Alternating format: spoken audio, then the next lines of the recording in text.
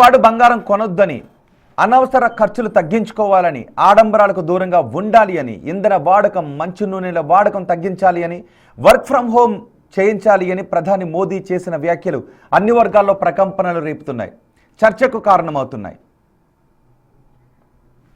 అయితే ప్రధాని మోదీ చేసిన వ్యాఖ్యలు రానున్న రోజుల్లో రాబోయే ఆర్థిక సంక్షోభానికి సూచనలేనా, భారత్ ఆర్థిక సంక్షోభం ముంగిట ఉందా అనే అనుమానాలు వ్యక్తమవుతున్నాయి, అప్రమత్త చర్యలను సూచిస్తున్నాయి.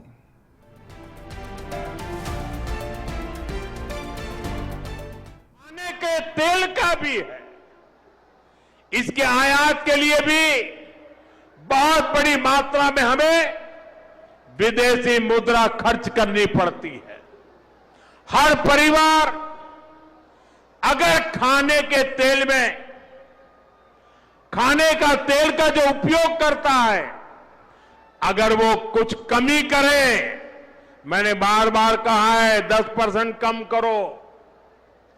अगर हम तेल खाना कम करें ना, तो भी वो देशभक्ति का बहुत बड़ा काम है.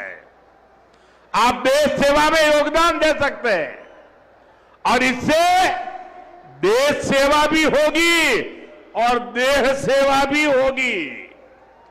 इससे देश के खजाने का स्वास्थ्य भी सुधरेगा और परिवार के हर सदस्य का स्वास्थ्य भी अच्छा रहेगा. అంతర్జాతీయ మార్కెట్ పరిస్థితులు, రాజకీయ ఉద్రిక్తతలు, ముఖ్యంగా పశ్చిమాసియాలో నెలకొన్న అనిశ్చితి భారత ఆర్థిక వ్యవస్థపై ప్రతికూల ప్రభావాన్ని చూపిస్తున్నాయి. ఇరాన్ అమెరికా యుద్ధం ఎంతకాలం కొనసాగుతుందో తెలియని పరిస్థితుల్లో ప్రపంచమంతా అలర్ట్ అవ్వాల్సిన పరిస్థితులున్నాయి. ముఖ్యంగా క్రూడ్ ఆయిల్ దిగుమతి చేసుకునే దేశాలకు ఈ పరిస్థితులు తప్పేటట్లు లేవు.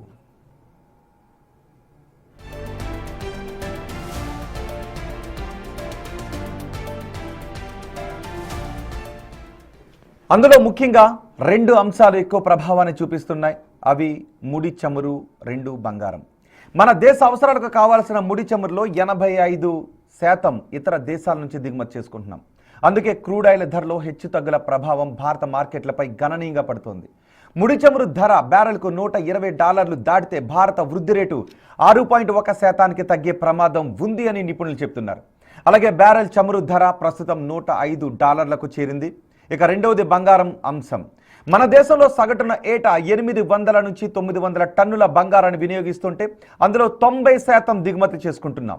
2024 నుంచి బంగారం ధరలలో విపరీతమైన పెరుగుదల కనిపించింది. అది కూడా డిజిటల్ గోల్డ్ కంటే కూడా భౌతిక బంగారానికి చాలా ప్రాధాన్యత ఏర్పడింది. రేట్లు పెరుగుతాయనే ఉద్దేశంతో కొనుగోళ్లు కూడా పెరిగాయి. అయితే ఇది కూడా మన ఆర్థిక వ్యవస్థపై ప్రభావం చూపిస్తుందా అంటే అవుననే చెప్పాలి. బంగారం నిల్వలు సేఫే, కానీ ఇప్పుడు కొనడం దేశాన్ని ఇబ్బంది పెట్టే అంశం. ఎందుకంటే ప్రపంచవ్యాప్తంగా బంగారం ఇంధన కొనుగోళ్లకు 100% డాలర్లలోనే చెల్లించాల్సి ఉంటుంది.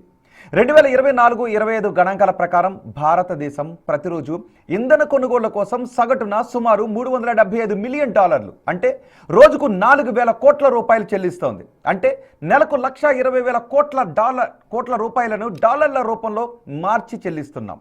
బంగారం కొనుగోళ్లు కూడా తక్కువేం కాదు. రోజుకు సగటున 2,000 కోట్ల బంగారాన్ని కొంటున్నాం.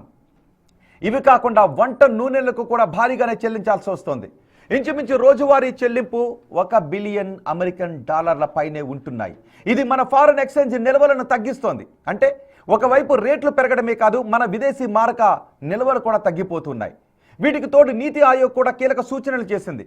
రాబోయే 2 ఏళ్ల పాటు దేశంలో ఎటువంటి కొత్త భారీ నిర్మాణాలను చేపట్టొద్దని, కొత్తవి కట్టే ఆలోచనలను వాయిదా వేయాలి అని ప్రతిపాదించింది. ఎందుకంటే గ్లోబల్ సప్లై చైన్లో ఏర్పడ్డ అస్థిరత వల్ల సిమెంట్, స్టీల్ వంటి నిర్మాణ సామాగ్రి ధరలు విపరీతంగా పెరిగిపోతున్నాయి. ఈ సమయంలో ప్రాజెక్టులు చేపడితే బడ్జెట్ అంచనాలు మించిపోతాయి. నగదు పొదుపు చేయాల్సిన ఈ పరిస్థితుల్లో దీర్ఘకాలికంగా పెట్టుబడి అంతా సక్కయ్యే పరిస్థితి ఉంటుంది. ఇది మార్కెట్ స్తబ్దతకు దారితీస్తుంది. అన్ని రంగాలపై దీని ప్రభావం పడుతుంది.